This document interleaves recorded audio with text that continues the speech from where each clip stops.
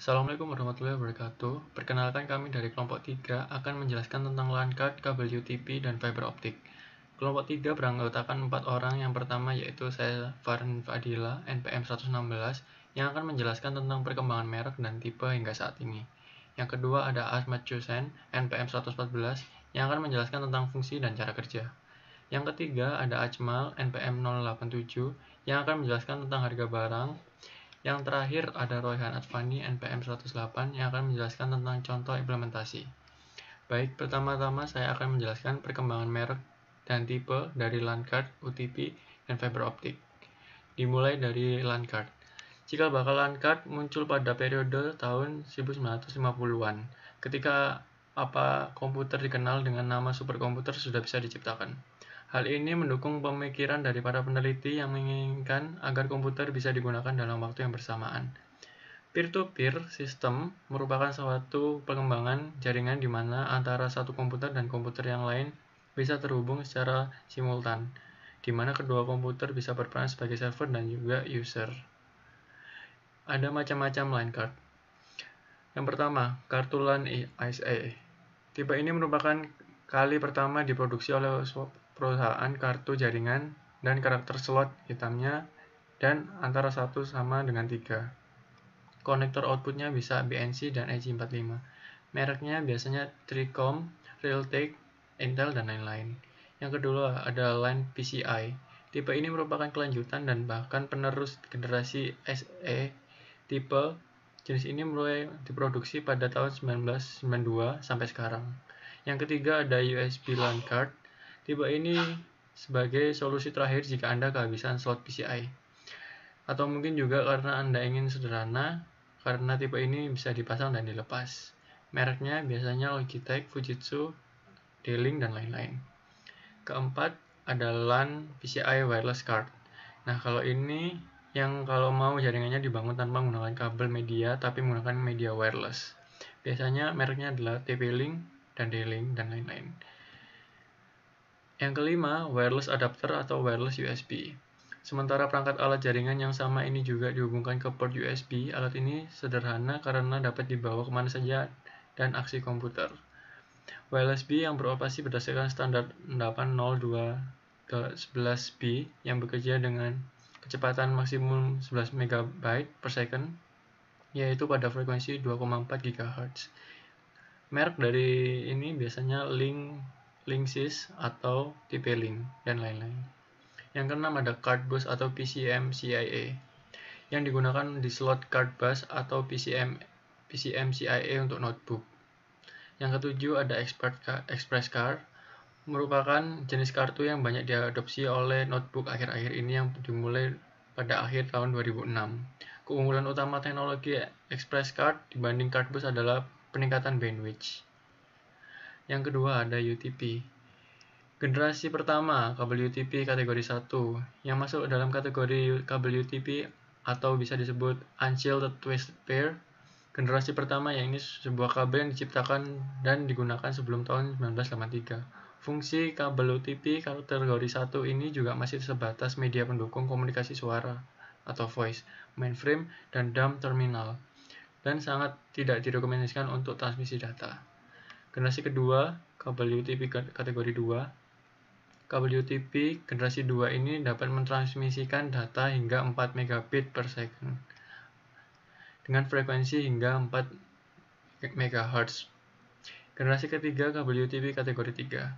Kabel UTP generasi ketiga sudah bisa memperoleh kecepatan data hingga 10 megabit per second dengan frekuensi mencapai 16 MHz. Generasi keempat, kabel UTP kategori 4, kemampuan transmisi data telah berkembang dari tadinya hanya 10 megabit per second menjadi 16 megabit per second, sehingga dapat digunakan untuk protokol 16 megabit token ring atau IPM. Generasi kelima, kabel UTP kategori 5. Kabel UTP generasi kelima transmisi data telah meningkat drastis menjadi 100 megabit per second dengan frekuensi mencapai 100 MHz per second. Generasi kelima bagian 2, kabel UTP kategori 5E. Kecepatan transmisi data dari frekuensi kabel UTP generasi ini masih sama dengan generasi sebelumnya, namun dari segi kemampuan sudah mampu mendukung jaringan gigabit Ethernet atau 1000 BST. Karena bandwidth maksimalnya bisa mencapai 1000 megabit per second jika diinstal dengan standar kualitas yang ketat. Generasi ke-6 kabel UTP kategori 6. Kabel UTP generasi ke-6 atau yang umum disebut kabel UTP kategori 6 memiliki kecepatan transmisi data hingga 250 megabit per second atau boleh dibilang memiliki kemampuan yang 2 kali lipat lebih besar ketimbang kabel UTP generasi 5 dan 5E. Generasi ke-6 bagian 2. Kabel UTP kategori 6A. Ini merupakan kabel UTP yang sudah ada namun masih terus mengalami pengembangan di mana kecepatan transmisi datanya bisa menembus angka 10 GB per second dengan frekuensi mencapai 5 MHz, 900 MHz. Sementara penggunaan dipload sebagai media pendukung jaringan 110 Gbps. Generasi ke-7. Kabel UTP kategori 7. Kabel UTP generasi ke-7 ini juga masih dalam tahap pengembangan dan belum diakui standarnya oleh Electronic Industry Alliance atau EAI dalam Telecommunication Industry Association atau TIA, di mana salah satu kelebihannya adalah mampu bekerja pada frekuensi 600 MHz sehingga didesain untuk jaringan 10 Gbps. Generasi ke-7 bagian 2. Kabel UTP kategori 7A. Pengembangan dari kabel UTP generasi ke-7 rencananya akan menghasilkan sebuah kabel UTP yang disebut-sebut dengan istilah kategori 7A. Tentu ini merupakan proyek yang masih dalam pengembangan di mana salah satu kelebihannya adalah dapat bekerja pada frekuensi mencapai 1000 MHz untuk jaringan 10 Gbps.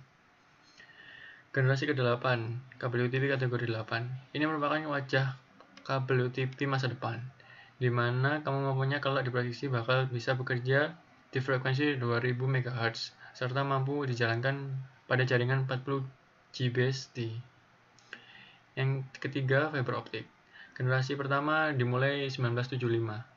Sistem masih sederhana dan menjadi dasar bagi sistem generasi berikutnya. Terdiri dari alat encoding yang mengubah input, misal suara menjadi sinyal listrik, transmitter yang mengubah sinyal listrik menjadi sinyal gelombang berupa LED dengan panjang gelombang 0,87 mm. Generasi kedua dimulai 1981. Untuk mengurangi efek dispersi, ukuran teras serat diperkecil agar menjadi tipe model tunggal. Indeks bias kulit dibuat sedekat-dekat dengan indeks bias terang. Generasi ketiga mulai 1982. Terjadi penyempurnaan pembuatan serat silika dan pembuatan chip diode laser diperpanjang gelombang 1,55 mm. Kemurnian bahan silika ditingkat sehingga menjadi transparannya dapat dibuat dan untuk panjang gelombang sekitar 1,2 mm sampai 1,6 mm. Generasi keempat mulai 1984. Dimulainya riset dan pengembangan sistem koheren, modulasinya yang dipakai bukan modulasi intensitas, melainkan modulasi frekuensi, sehingga sinyal yang sudah lemah intensitasnya masih dapat dideteksi dan jarak yang ditempuh juga kapasitas transmisinya ikut membesar. Pada tahun 1984, kapasitasnya sudah dapat menyamai kapasitas sistem deteksi langsung. Generasi kelima mulai 1989. Pada generasi ini dikembangkan suatu penguat optik yang menggantikan fungsi repeater pada generasi-generasi sebelumnya. Sebuah penguat optik terdiri dari sebuah diode laser InGaAs panjang gelombang 1,48 mm dan sejumlah fiber optik dengan doping erbium atau IR di terasnya. Generasi ke-6 mulai 1988. Pada tahun 1988, Lynn F. Molyneux mempelopori sistem komunikasi soliton. Soliton adalah pusat gelombang yang terdiri dari banyak komponen panjang gelombang. Komponen-komponennya memiliki panjang gelombang yang berbeda, hanya sedikit dan bervariasi dalam intensitasnya.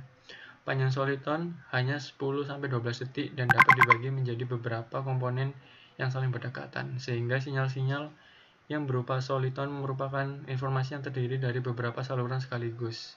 Wavelength Division Multiplexing.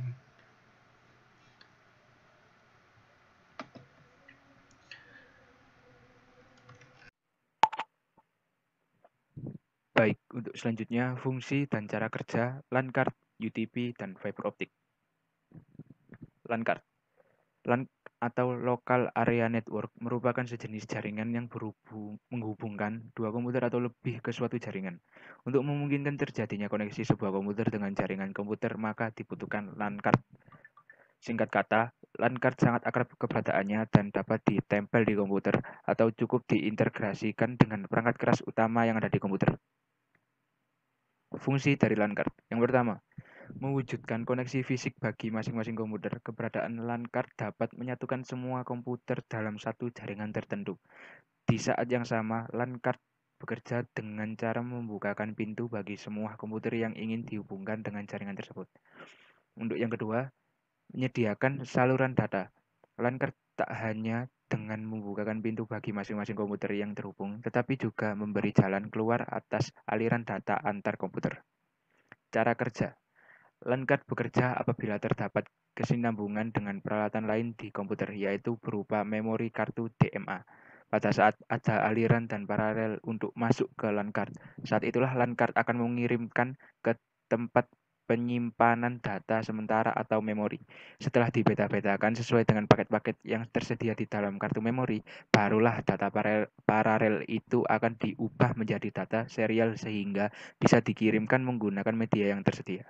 Pada saat pembuatan frame itulah maka data paralel yang telah diubah menjadi serial tersebut dilengkapi dengan alamat, sinyal, atau sistem pengecekan kesalahan. Data baru yang telah diubah itu akan diubah kembali menjadi pulsa elektronik yang di dalamnya mengandung informasi yang kemudian ditransmisikan pada jaringan media yang tersedia. Semua tahapan pekerjaan itu akan berlangsung secara sangat cepat sehingga tidak ada jeda antara data yang dikirim dari komputer satu sampai ketika data tersebut diterima di komputer berikutnya. Yang selanjutnya yaitu kabel UTP. UTP merupakan singkatan dari Unsealed Twisted Pair. Sesuai namanya, unsealed yang berarti kabel ini tidak dilengkapi dengan pelindung aluminium sehingga jenis kabel ini kurang tahan dengan interferensi elektromagnetik. Berbeda dengan saudaranya STP, Sealed Twisted Pair, nama Twisted Pair merujuk pada bentuk dari isi kabel tersebut yang saling berlilitan pada setiap pasang. Kabel UTP dilengkapi dengan 8 buah kabel dengan warna unik di tiap kabel, lalu disusun berlilitan pada tiap pasang warna sehingga menjadi 4 pasang. Lilitan kabel tersebut berfungsi untuk mengurangi induksi dan kebocoran pada kabel. Setiap warna pada kabel memiliki fungsi yang berbeda. Dari 8 warna kabel UTP, masing-masing memiliki perannya sendiri. Adapun fungsinya yaitu 1. Jingga. Kabel warna jingga memiliki fungsi sebagai penghantar paket data. Putih jingga berfungsi sebagai penghantar paket data. Hijau yaitu sebagai penghantar paket data. Putih hijau sebagai penghantar paket data. Biru sebagai penghantar paket suara. Putih biru sebagai penghantar paket suara. Lalu coklat berfungsi sebagai pengantar tegangan DC. Putih coklat berfungsi sebagai penghantar tegangan DC. Fungsi kabel UTP digunakan pada jaringan LAN untuk menghubungkan komputer ke perangkat jaringan atau komputer ke komputer atau antara perangkat jaringan itu sendiri. Dalam penerapannya, kabel UTP memiliki aturan dalam penyusunan kabel-kabel berdasarkan kegunaannya. Selain itu, kabel UTP dapat dibagi menjadi lebih spesifik lagi berdasarkan jenis dan kategorinya. Untuk jenis-jenisnya, misal kabel straight through, kabel crossover, dan rollover. Sedangkan jika dilihat dari kategorinya, misal kategori 1 CAT1 sampai dengan kategori 7 CAT7. Cara kerja. Ada yang bernama straight through, crossover, maupun rollover. Anda bisa menyimak penjelasan mengenai ketiga jenis kabel UTP tersebut di bawah ini. Yang pertama, kabel straight through. Untuk kabel tipe straight through memiliki aturan penyusunan yang sama antara ujung konektor yang satu dengan lainnya. Tipe kabel straight through biasanya digunakan untuk menghubungkan dua perangkat yang berbeda. Misalnya antara router dengan switch hub, komputer ke switch, dan komputer ke hub. Adapun aturan kabel straight through sebagai berikut. Ya, seperti di gambar ini, susunannya itu sama dengan ujung kabel satu dengan ujung kabel yang lainnya. Yang kedua, kabel crossover. Untuk kabel crossover memiliki aturan penyusunan yang berbeda antara tiap ujung konektor. Tipe crossover biasanya digunakan untuk menghubungkan dua perangkat yang sama, misalnya antara komputer dengan komputer, router dengan router, switch dan switch, atau hub dengan hub. Adapun urutan kabel crossover sebagai berikut. Urutan kabelnya bisa dilihat di sini. Untuk konektor 1 dan konektor 2. Ini urutannya berbeda. Yang ujung yang pertama memiliki urutan putih jingga oranye pada urutan pertama, yang kedua memiliki urutan putih hijau dan hijau untuk urutan pertamanya. Lalu ada kabel rollover. Tipe rollover memiliki aturan penyusunan terbaik antara ujung konektor satu dengan ujung konektor lainnya.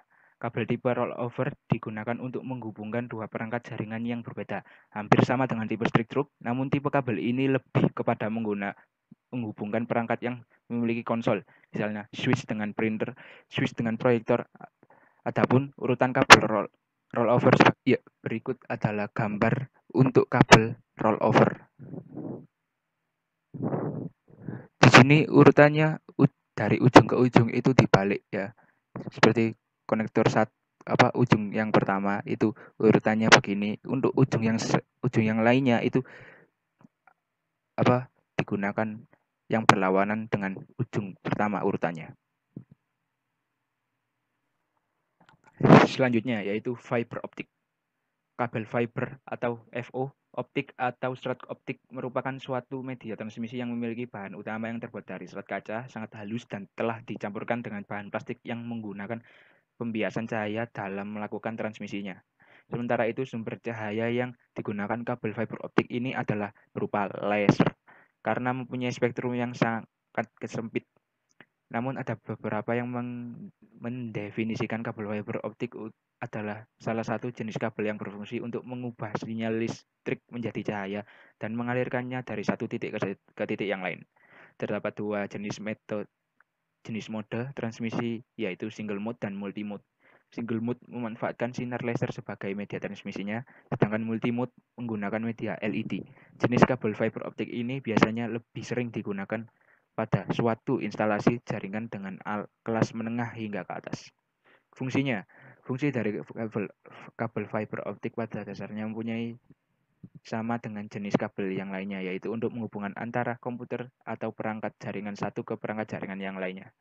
Yang membuat beda fiber optik dengan kabel jaringan yang lainnya adalah kabel fiber optik memiliki kecepatan akses yang tinggi, sehingga kecepatan transfer pada data pun juga lebih cepat. Biasanya, kabel ini digunakan untuk operator telekomunikasi dan jaringan yang membutuhkan transfer tinggi. Untuk kecepatan transfer data bisa hingga gigabyte per detik. Namun tentunya dengan banyak kelebihan yang dimiliki oleh si kabel fiber optiknya, tentu pastinya banyak lebih baik pastinya harga yang dibayar itu lebih mahal. Maka sebab itulah kabel jenis ini jarang digunakan oleh sembarang orang. Biasanya perusahaan besar serta operator telekomunikasi yang lebih sering memilih untuk menggunakan kabel fiber optik ini. Bahkan saat ini pun perusahaan pengembang Wi-Fi atau perusahaan penyedia pelayanan internet sudah mulai menggunakan kabel fiber optik, alasannya karena lebih cepat dan stabil. Provider Indonesia saat ini sudah banyak yang menggunakan kabel fiber optik. Cara kerja fiber optik. Sinyal awal source yang berbentuk sinyal listrik ini pada transmitter diubah oleh transducer elektro-optik dalam kurung dioda atau laser dioda menjadi gelombang cahaya. Lalu gelombang cahaya selanjutnya ditransmisikan melalui kabel serat optik menuju penerima atau receiver yang terletak pada ujung lainnya dari serat optik. Pada penerima receiver, sinyal optik ini diubah oleh transducer elektronik fotodioda menjadi sinyal elektrik kembali. Seperti gambar di sini alurnya. Sinyal listrik transducer elektro-optik, lalu kabel serat optik diterima oleh receiver, lalu diubah menjadi sinyal listrik kembali.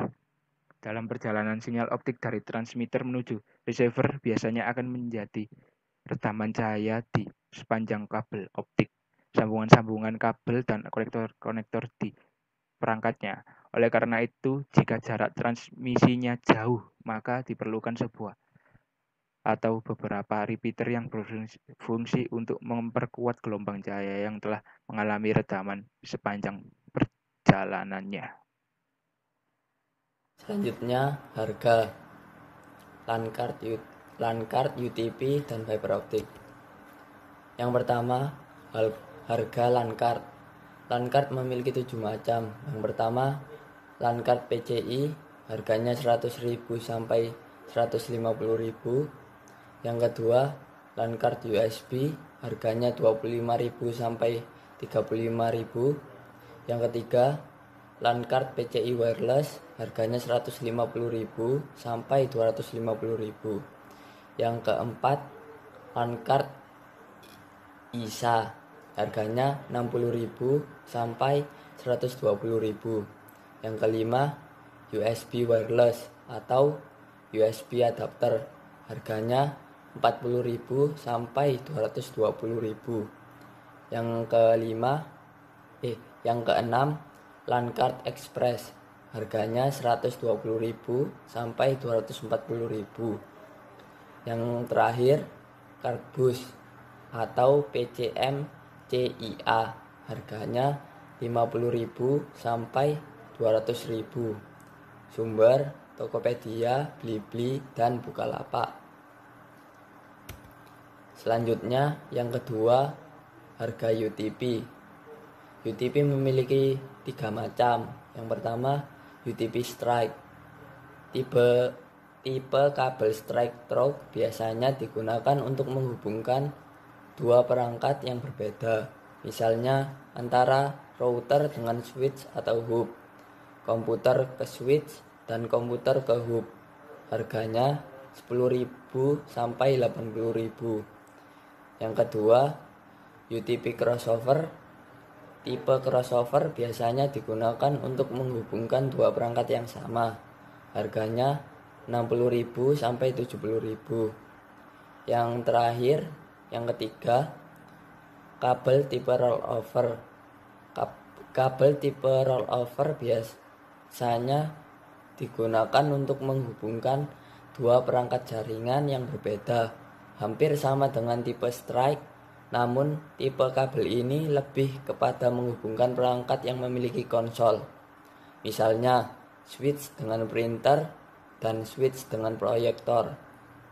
Harganya 350.000 sampai 1.400.000. Sumber Tokopedia, Blibli, dan Bukalapak. Yang terakhir, harga fiber optik. Fiber optik memiliki 2 macam. Yang pertama, fiber SMF, single mode fibers, atau fiber mode tunggal, adalah jenis rad optik yang umumnya digunakan untuk mentransmisikan jarak yang lebih jauh. Harganya kisaran 50.000 sampai 150.000.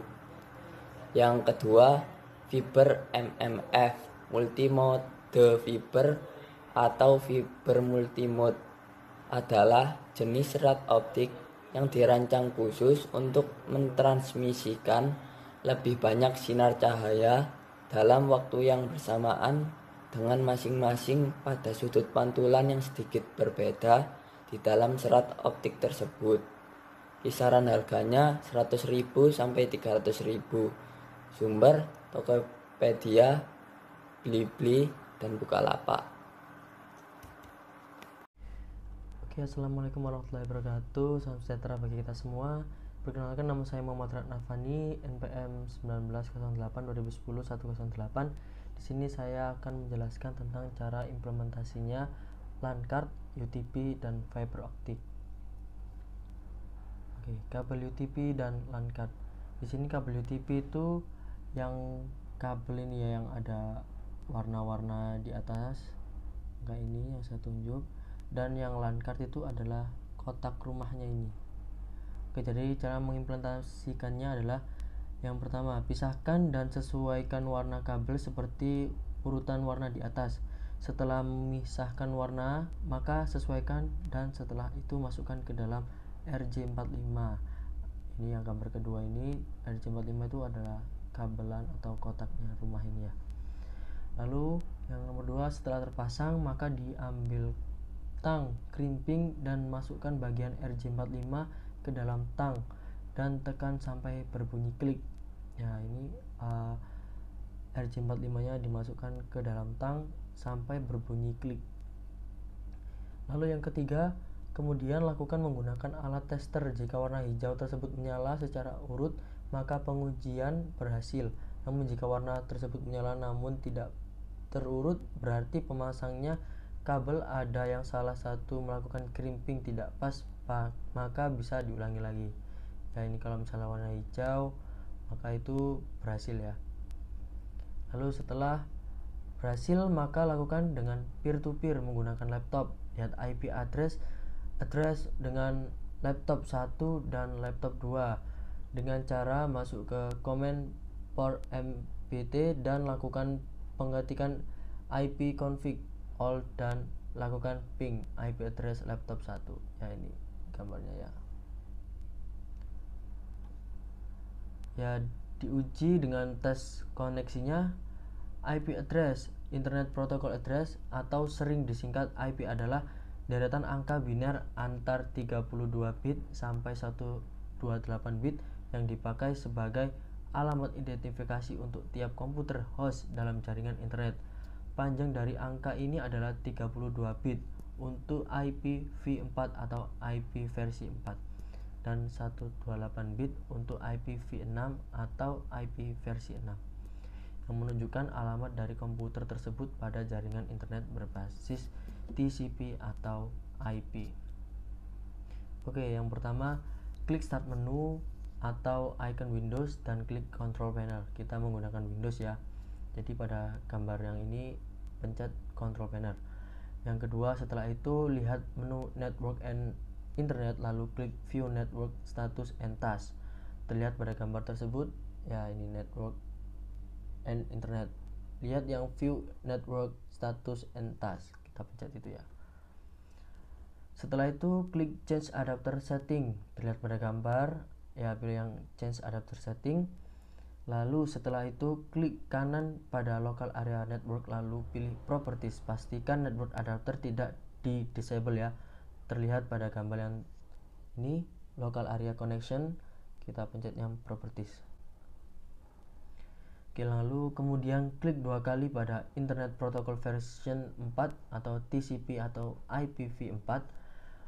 Nah, setelah itu pilih use the following IP address dan masukkan IP address yang Anda ingin sesuai ketentuan jaringan Anda seperti gateway-nya atau DNS-nya. Setelah itu tekan OK. Ya, ini kita isi semua dan gateway-nya langsung kita pencet OK. Setting IP address Windows 7 setelah selesai. Yaitu adalah uji dengan tes koneksi kabelan yang tadi. Lalu ada fiber optic. Fiber optic yang pertama, kupas kulit kabel menggunakan loop sheet cutter. Panjang kupasan disesuaikan dengan jenis penyambungan yang dipakai seperti gambar berikut. Ya, ini ya dikupas semua sampai ada sesuaikan dengan jenis penyambungan yang dipakai gambar tersebut ini ya. Yang kedua, ambil salah satu ujung serat optik, kemudian kupas pelindung serat optik secondary coating tersebut dengan fiber stripper. Panjang ujung serat optik yang dikupas kurang lebih 4 cm. Ya, ini dikupas kurang lebih 4 cm sampai jangan terputus ya. Lalu yang ketiga, bersihkan ujung serat optik tersebut untuk menghasilkan primary coating dengan tisu yang sudah dibasahi dengan alkohol 90%. Ya, ini gambar tersebut. Lalu potong ujung serat optik tersebut dengan fiber cutter atau fiber cleaver. Ya, ini gambarnya seperti ini. Setelah itu periksa hasil pemotong dan serat optik pada mikroskop. Jika hasil pemotongan maupun pembersihan berhasil baik, maka proses penyambungan dapat dilaksanakan. Namun bila hasil potong dan pembersihan tidak baik, maka proses di atas diulang. Laksanakan pemotongan dan pembersihan pada ujung serat optik dari kabel pasangnya, kemudian sambungkan. Jangan lupa untuk memasukkan selongsong sambung pada salah satu serat sebelum penyambungan serat kabel tersebut. Pemotongan dan pembersihan dilaksanakan satu persatu setelah fiber sebelumnya disambungkan. Perhatikan kode warna dari masing-masing serat optik, jangan sampai tertukar. Ya, ini potongan yang baik ya, lurus, jangan sampai belok atau mencong. Dan ini pembersihan yang baik, tidak ada kayak debu-debu gitu. Ini potongan yang tidak baik, seperti ini tidak benar. Pembersihan yang juga tidak benar, masih ada kayak kuman-kuman lah. Yang keenam, untuk fusion splicer yang berjalan otomatis bila hasil pemotongan baik, maka tidak muncul message error pada layar monitor. Oke, penggunaan fusion splicer. Yang satu, setelah persiapan penyambungan dilaksanakan, lakukan setup pada fusion splicing machine. Nyalakan fusion splicing machine dengan memindahkan posisi switch on sampai lampu pilot menyala. Buka kanopi sehingga lampu pilot padam. Tarik kunci cak sehingga kedua mekanikan cak terbuka. Tempatkan kedua serat optik yang akan disambung pada V-groove dari setiap mechanical cak dari splicing mesin. Pada saat penempatan serat optik harus tepat pada lekuk V-groove dan jangan menyentuh benda apapun. Tutup mechanical cak secara perlahan sehingga serat terjepit oleh mechanical cak. Yang kedua, tutup kanopi, kemudian tekan tombol set sehingga fusion splicing melakukan elemennya secara otomatis dan melaksanakan peleburan. Yang ketiga, jika peleburan telah selesai, buka kanopi dan pindahkan fiber tersebut ke alat heater. Kemudian geser splice protector tepat di tengah-tengah sambungan. Yang keempat, periksa hasil penyambungan dengan melihat layar monitor. Oke, jadi ini udah disambung jadi kayak gini ya. Kalau terlalu renggang, kecil, jadi sampai kayak gini. Ya. Lalu bila penyambungan berhasil dengan baik, maka periksa redaman yang terjadi pada sambungan tersebut. Batas maksimal redaman 0,2 dB atau splice. Bila hasil redaman melebihi batas, penyambungan dapat diulangi kembali.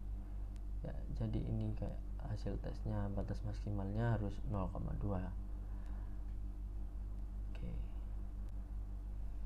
Ya, terima kasih. Itulah penjelasan dari saya tentang cara mengimplementasikan kabelan UTP dan fiber optik.